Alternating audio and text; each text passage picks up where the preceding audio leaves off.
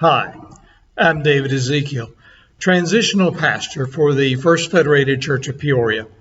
Welcome to our midweek moment. Jesus once said, "Be perfect as your heavenly Father is perfect." Just what does it mean to be perfect? I think that can be illustrated with the following story called Perfection at the Plate that appeared in a work by the Rabbi Pesach Krohn in 1999 in his book, Echoes of the Megid. It's a chicken soup for the soul type of work. Rabbi Krohn says that the story is true and was told this by Shea's father, who is a friend of his. Shea is a child with special needs. When Shea's father was speaking at a fundraising dinner for children with special needs, he cried out, "Where is the perfection in my son Shea? I am told that everything God does is done with perfection. But my child cannot understand things as other children do, and my child cannot remember facts and figures as other children do. Where is God's perfection?"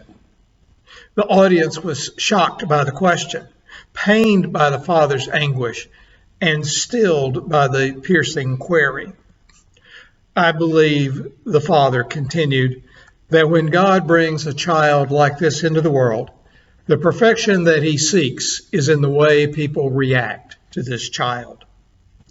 He then told the following story about his son, Shea. One afternoon, Shea and his father walked past a park where some boys Shea knew were playing baseball. And Shea asked, "Do you think they will let me play?" Now, Shea's father knew that his son was not at all athletic and that most boys would not want him on their team. But Shea's father understood that if his son was chosen to play, it would give him a comfortable sense of belonging. Shea's father approached one of the boys in the field and asked if Shea could play. The boy looked around for guidance from his teammates, and getting none, he took matters into his own hands and said, "We're losing by 6 runs, and the game is in the 8th inning, and I guess he can be on our team, and we'll try to put him up to bat in the 9th inning." Shea's father was ecstatic as Shea smiled broadly. Shea was told to put on a glove and go out and play short center field. And in the bottom of the 8th inning, Shea's team scored a few runs, but was still behind by 3. And in the bottom of the 9th inning, Shea's team scored again, and now with 2 outs, and the bases loaded with a potential winning run on base. Shea was scheduled to be up. Would the team actually let him bat at this juncture and give away their chance to win the game? But surprisingly, Shea was given the bat. Everyone knew that it was all but impossible because Shea didn't even know how to hold the bat properly, let alone hit with it. However, as Shea stepped up to the plate, the pitcher moved a few steps to lob the ball in softly, so Shea should at least be able to make contact. The first pitch came, and Shea swung clumsily and missed. And one of Shea's teammates came up to him, and together they held the bat and faced the pitcher, waiting for the next pitch. The pitcher again took a few more steps towards home plate to toss the ball softly towards Shea. And as the pitch came in, Shea and his teammates swung at the ball, and together they hit a slow ground ball to the pitcher.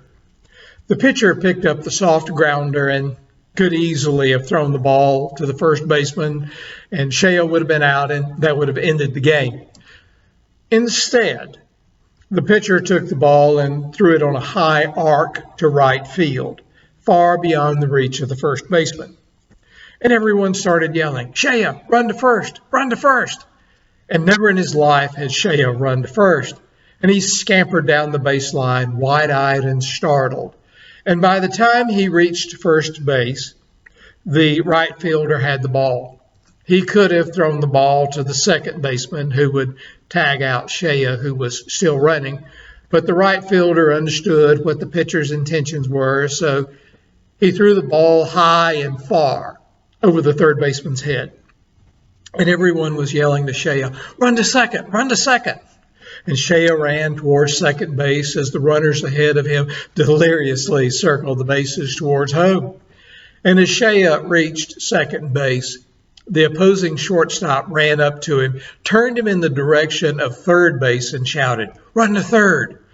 And as Shea was running to third, the boys from both teams ran behind him, screaming, "Shea, run home! Run home!" As Shea ran home, stepped on home plate, and all 18 boys lifted him on their shoulders and made him the hero, as he had just hit a grand slam home run and won the game for his team. The father then continued his story softly, with tears now rolling down his cheek, and said, "That day, those 18 boys reached their level of God's perfection." Pretty incredible, isn't it? So the question then I'd like to leave you with today is, how are you reaching your level of God's perfection? I'm David Ezekiel. Thank you for sharing this midweek moment with me today.